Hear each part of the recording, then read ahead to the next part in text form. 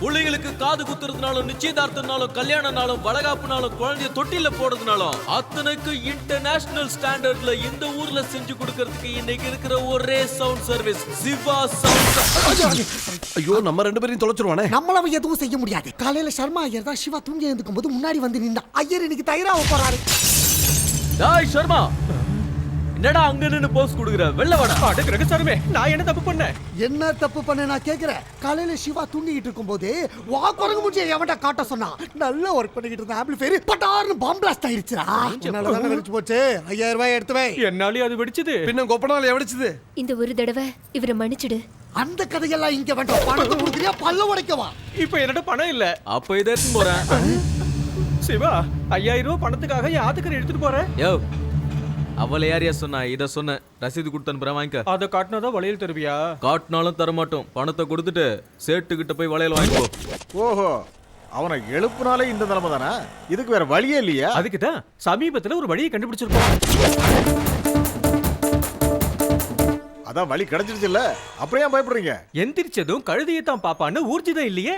அதனால அவன் எந்திரிச்சதை கன்ஃபார்ம் பண்ணிட்ட அப்புறம் தைரியமா வெளியே வருவான். ஏண்டா சிவாவை காலங்காத்தால எழுப்பி விடுறதுக்கு கழுதி வாங்கணும். வாங்கின கழுதை தூங்கிக்கிட்டு இருக்க, என்ன பண்றது? ஜாக்கிரதை, அவன் மேல பண்ற போது இது வேலைக்காகாது. இதை விட இன்னும் கொஞ்சம் பெரிய கல் எடுத்துட்டு வா. ஐயோ என்னடா இது? இத போட்டு கழுதியை கொன்னுடுவ போல இருக்க. அடுத்த கழுதி எங்க போறது? வேணாமா? வேண்டாம். சிவா எழுந்துடா.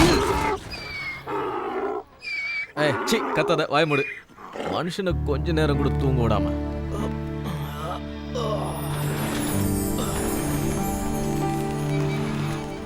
Good morning Shiva. என்ன இவ்வளவு லேட்டு? ராஜ் மகேந்திரா வீட்டுல லைட் பண்ணணும்னு சொன்னல, வயசுல பெரியவனு உங்ககிட்ட சொன்ன பார். இத கழுத கிட்ட சொல்லிருந்தா செஞ்சே முடிச்சிருக்கும். ஆட்டிக்கிட்டு வரீங்க 9:30 மணிக்கு. ஆட்டிக்கிட்டு வரீங்க நான் சொல்றேன். எப்பவும் சுறுசுறுப்பா வரவன் இன்னைக்கு நொண்டி அடிச்சுக்கிட்டு போறானே, ஏன்னு ஒரு வார்த்தை கேட்டியா நீ? அது என்ன கேக்குறது? தண்ணி அடிச்சுட்டு யார் வீட்டு கதவே தட்டிருப்ப, அவங்க தொடப்பு கட்டையில பொழந்திருப்பாங்க. இத நீ சொல்லி நாங்க தெரிஞ்சுக்கணும். ரொம்ப தேவைப்பாரு இப்ப. எல்லாம் இவரால. டேய் கொஞ்சம் நிறுத்துறீங்களா? வேற வேலை இல்ல, காலங்கத்துல சண்டை போட்டுட்டு. இந்தா 100 ரூபா. எதுக்கு? டிஃபனுக்கு. எங்களுக்கா? உங்களுக்கு இல்ல, கழுதைக்கு. கழுதிக்கா? கழுதைக்கு தான்டா. அதை கேளுங்க, அதுக்கு என்ன பிடிக்குன்னு கேட்டு வாங்கி கொடுங்க. சீஸ சீவி போட்டு பீஸா வாங்கி தரட்டுமா? அதுக்கு கற்பூர வாசனையே தெரியாதுப்பா. அந்த காசுல கழுதைக்கு டிஃபன் வாங்கி கொடுத்துட்டு நீங்களும் சாப்பிடுங்க. நான் போய் குளிச்சுட்டு வந்துடுறேன். இந்த 100 ரூபா ஏன் ஒருத்தருக்கே பார்த்தாதே? அப்படி இருக்கும்போது உனக்கு கழுதைக்கு 2 பேருக்கு டிஃபன் வாங்கி கொடுக்கணும்னு வேலைக்காவது கழுதையை டீல விடு. நீ ஏன் கூட வா. சிவா, மெயின் ரோட்ல இருக்கிற டியூப் லைட்ல இருந்து மண்டபத்துல இருக்கிற வெல்கம் போர்டு வரைக்கும் எல்லா வேலையும் முடிச்சாச்சு. நீ கனெக்ஷன் கொடுத்துட்டேன்னா மொத்த வேலையும் முடிஞ்சு போயிடும். கனெக்ஷன்லாம் கொடுக்க முடியாது. இது வரைக்கும் நையா பைசா வாங்காம தான் எல்லா வேலையும் செஞ்சு முடிச்சிருக்கேன். விட்டு வச்சா தான் கனெக்ஷன் கொடுக்க முடியும்னு சொல்லு. மாமா, இந்த கல்யாண பொண்ணோட அப்பா நாராயணன் இருக்கானே, அவனை நான் கூப்பிட்டேன்னு கூப்பிடு. கல்யாண மண்டபம் முழுக்க தேடிட்டு அவனை எங்கேயும் காணும். டேய் மைக்கை கனெக்ட் பண்ணி அவனை கூப்பிடு. Hello mike check 1 2 3. உயர்திரு மரியாதைக்குரிய பெண்ணை பெற்றெடுத்த பெருங்காயம் அவர்களே, நீங்க எந்த டப்பாவில் இருந்தாலும் உடனடியா இங்க வரணும்னு சிவா வேண்டி விரும்பி கேட்டுக்கிறேன். சுத்தி வளைச்சு பேசின்னு இருக்காத. யோ நாராயணா, எங்கயா போய் தொலைஞ்ச? இப்ப நான் 1 2 3 நேரத்துக்குள்ள அவனை என் முன்னாடி வந்து நிக்கலன்னு வையேன், இங்க என்ன நடக்கும் தெரியல. சிவா சிவா சிவா சிவா, ஏன் சிவா மைக்க போட்டு என் மானத்தை வாங்குற? ஓஹோ, உனக்கு அப்படி ஒண்ணு இருக்கா? மண்டபத்துக்கு வந்த உடனே துட்டு தரேன். என்னாச்சு? வந்தவங்க மொய் எழுதுவாங்கல்ல, அந்த பணம் கைக்கு வந்த உடனே உனக்கு கொடுக்க வேண்டிய காசை கொடுத்துறேன். என்னது மொய் பணத்தை கொடுக்குறியா? ஆமா சிவா, நான் என்னோட 4 பொண்ணோட கல்யாணத்தையும் இப்படிதான் பிளான் பண்ணி ஜாம்னு நடிச்சிருவேன். மொய் பணம் வந்த உடனே எல்லாத்தையும் செட்டில் பண்ணி அனுப்பிச்சிருவேன். இது ரெகுலர் பழக்கம், எந்த ஒரு மிஸ்டேக்கும் நடக்காது. கொஞ்சம் பொறுத்துக்க உன் பாக்கி கொடுத்து. இப்படி பிளான் பண்ணி அசிங்கமா கல்யாணம் பண்றதுக்கு முதல் குழந்தை பிறந்த உடனே குடும்ப கட்டுப்பாடு பண்ணி தொலைச்சிருக்கலாம்ல? அதெல்லாம் எங்க நம்ம கையில இருக்கு, எல்லாம் அந்த ஆண்டவன் செயல். ஆண்டவன் தான் எல்லாத்தையும் செய்யறான். ஆனா இது நீ செஞ்சது, நீ தான் செஞ்சாகணும். இதெல்லாம் எனக்கு பழகி போனது. புதுசான ஒர்க்கு என்ன இருக்கு? கன்றாவி. சிவா சிவா, சீக்கிரம் கனெக்ஷன் கொடு சிவா, முகூர்த்தத்துக்கு நேரம் ஆயிடுச்சு. ஐயோ இந்த வரேன்டி. சரி கனெக்ஷனை கொடுத்து தொலைங்கடா. ஏய் குடுறா. ஒண்ணு வீட்டு சார்பா யார் யார் மொய்ப்பணம் எழுத நினைக்கிறீங்களோ அவங்க எல்லாம் இங்க வந்து எழுதலாம். நீ எழுது, நான் வாங்கிக்கிறேன். வரம்பா. மொய் சேர்வங்களா வரலாம் வரலாம் வரலாம் வரலாம். தாராளமா தரலாம். அரிசி கடை சோமசுந்தரம் 1001 ரூபா. சும்மா சொல்லக்கூடாது, நாராயண தெரியாது. அரிசி கடை சோமசுந்தரம் பொண்ணு வீட்டு சார்பா 1001 ரூபாய் எழுதுறேன். கொடுங்க கொடுங்க கொடுங்க.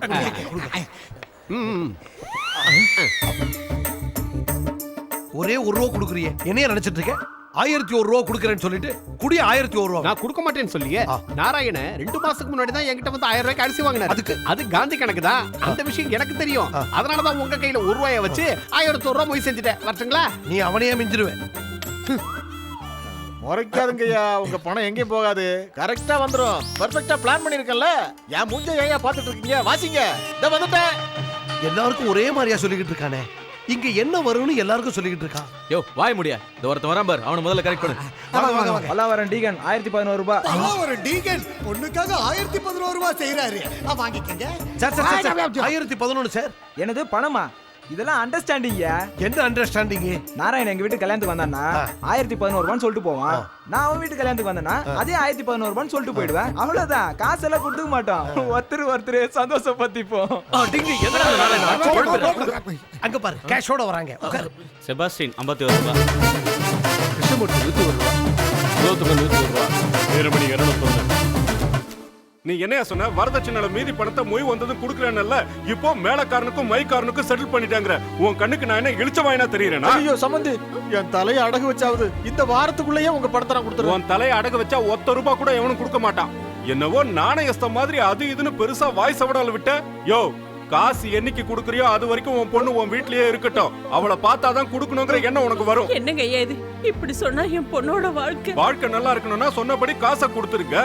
ஆரம்பத்திலே இந்த மூதேவியை என் வீட்டுக்கு கூட்டிட்டு போனா நான் தட்டை தூக்கிக்கிட்டு கையேந்த வேண்டித்தான். ஏய், வார்த்தை அளந்து பேசணும் சொல்லிட்ட, இல்லனா இங்க இருந்து முழுசா போக மாட்டேன். நீ யாரியா?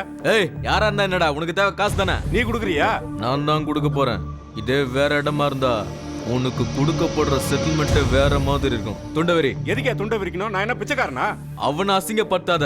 அவன் இல்லன்னு சொன்னா போயினே இருப்பான். உன்ன மாதிரி எச்சா கிடையாது.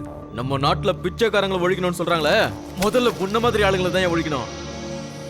ஏய், இது பணம் இல்ல, பொண்ணை பெத்தவனோட ரத்தம்.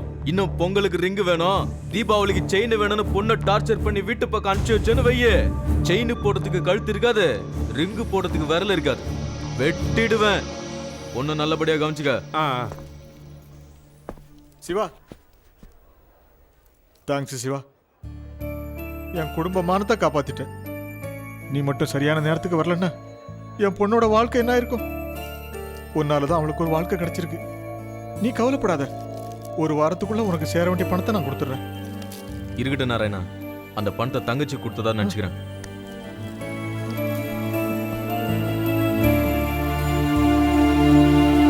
வந்த காசு எல்லாத்தையும் மொய் எழுதியாச்சு. இங்க சைடுஸ்க்கு வழி இல்லை. என்ன சார் இது? 3 பேர் உட்காந்துக்கிறீங்க, 2 கிளாஸ் எத்தனோ அவர் சொல்லிக்கிறீங்க. குடிக்க மாட்டார். அப்போ சரக்கு வாங்கி வச்சுக்கிறீங்க. கிளாஸ்ல குடிக்க மாட்டாரியா? ஓஹோ.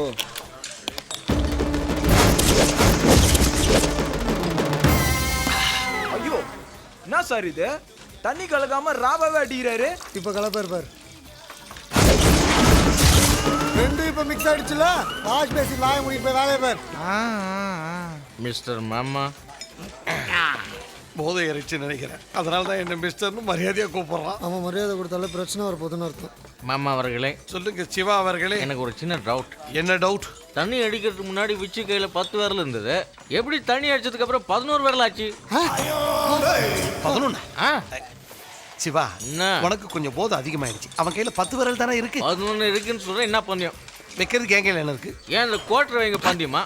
ஆமா, அவன் ராவா அடிச்சதுனால மப்பி எரிச்சு போல இருக்கு. நீங்க கவலையே படாதீங்க. என் கோட்டை பந்தயமா வைங்க அப்படின்ற. ஓகே, ஒரு கோட்டருக்கு 2 கோட்டரா வைக்கிறேன். நீ தோத்துட்டா 2 பேருக்கும் ஆஃப் வாங்கி கொடு. அது ஓகே, நீ வரல காட்டு. ஓகே. 1 2 3 4 5 6 7 8 9 10. நீ தோத்துட்ட. சிவா கோட்ல ஒரு ஆஃப். மூடுறியா? 10 தானே? இத பார். 10 9 8 7 6 6 + 5 எவ்வளோ? 11 வந்துச்சுல? என்ன? 1 2 3 4 5 6 7 8 9 10 தான். இது நான் என்றேன். 10 9 8 7 6 6 + 5 எவ்வளோ? 11. அதை தாண்டா நானும் சொல்றேன். ஏய், எவன்டாங்க சிவா? ஏய், மரியாதையா வெளிய வாடா. நீதானா? என்ன டேய், உங்க ஏரியா பொண்ணு மேல கை வச்சா எங்க ஆளுங்க அடிச்சிருவீங்களா? ஒரு அடி அடிச்சடா கதி கலக்கிடுவா. என்னடா 4 அடி உயரம் இருந்துகிட்டு மொத்தா எனக்கே சீன் போடுறியா? அட்ரா அட்ரா அட்ரா.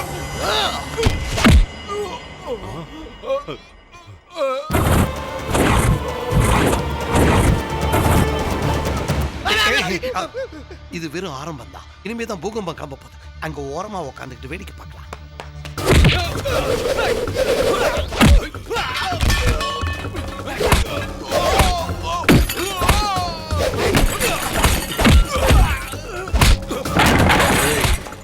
எங்க ஏரியா பொண்ணு மேல கைய வச்சதுக்கு உங்க குடலை உருவாம விட்டேன்னு சந்தோஷப்படுங்க.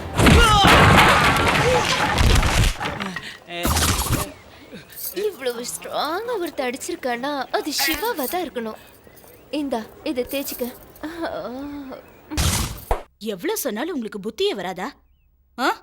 ஒரு நாளைக்காவது வேலையை முடிச்சோமா வீட்டுக்கு வந்தோமான்னு இல்லாம ஏன்டா இப்படி பண்றீங்க? எங்க போனாலும் தகராறு பண்ணுவீங்களா? உங்களால தாண்டா அவன் கெட்டு போறான். எப்படி உட்கார்ந்துருக்குங்க பாரு, சர்க்கஸ் கூண்ல அடப்பட்ட குரங்குங்க மாதிரி. ஒண்ணும் தெரியாத ஒரு குழந்தைய பாரு கடை கூட்டிட்டு போறீங்க. குழந்தையா? பால் குடிக்கிற பச்சை பிள்ளைக்கு பிராந்திய ஊத்தி குடுக்குறீங்க. போதும் நிறுத்துமா. உன் பிள்ளைக்கு வாயில விரல வச்சா கூட கடிக்க தெரியாது. ஒட்டுமொத்த அட்டுழியுமே ஒன்னா சேரவாவன். நாங்க இத்தனோண்டு சரக்குக்கே தண்ணி ஊத்தி அடிப்போம். ஆனா சாரு ஃபுல்லையே ராவாச்சிருவார். ஐயோ பாவம், சரக்குல தண்ணி கலக்கணும்னு கூட தெரியாத குழந்தைடா என் பையன். ஆமாமா, தாகமா இருக்குன்னு சொன்னா கூல் ட்ரிங்க்ஸ்னு சொல்லி சரக்கு கொடுத்துட்டாங்க. இனிமேலாவது இதுங்க கூட எல்லாம் நீ சேராதடா கண்ணா.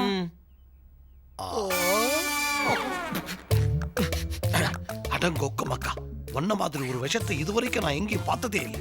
சூடு சொல்ற வெக்கமான இருக்கிறவன் இவன் கூட இருக்கவே மாட்டான். வாடா போலாம். நான் சிவா கிட்ட வேலைக்கு சேர்ந்த அன்னைக்கே சூடு சொல்ற வெக்கமான எல்லாத்தையும் போய் தோண்டி போட்டச்சிட்டேன். நான் வர மாட்டேன், வேணும் நீ போ. மான மரியாதை உள்ள எவனா இருந்தாலும் இவன் கூட ஃப்ரெண்ட்ஷிப் வச்சுக்கவே மாட்டான். மாமா, அப்படி ஒரு வார்த்தை உன் சொல்லாதே. மாமா, என்ன என் கூட வேலை செஞ்சது தெரிஞ்சா உனக்கு இந்த ஊர்ல எவனும் வேலை கொடுக்க மாட்டான். என்னைக்கு உன்கிட்ட வேலைக்கு சேர்ந்தனோ அன்னைக்கே முடிவு பண்ணிட்ட பிச்சை தான் எடுக்கணும்னு. போயா. மாமா நிஜமாவே போயிடுவாரோ? டேய், கை கழுவிட்டு வாங்க, உங்களுக்கு பிடிச்ச டிஃபன் பண்ணிட்டு இருக்கேன். சாப்பிட்டே கை கழுவலாமே. இப்பதானே மானோ மரியாதை சூடு சொரணன்னு பேசினேன். பேசின அடுத்த நிமிஷமே உன்ன மாதிரி குடி தோண்டி புதைச்சிட்டேன்.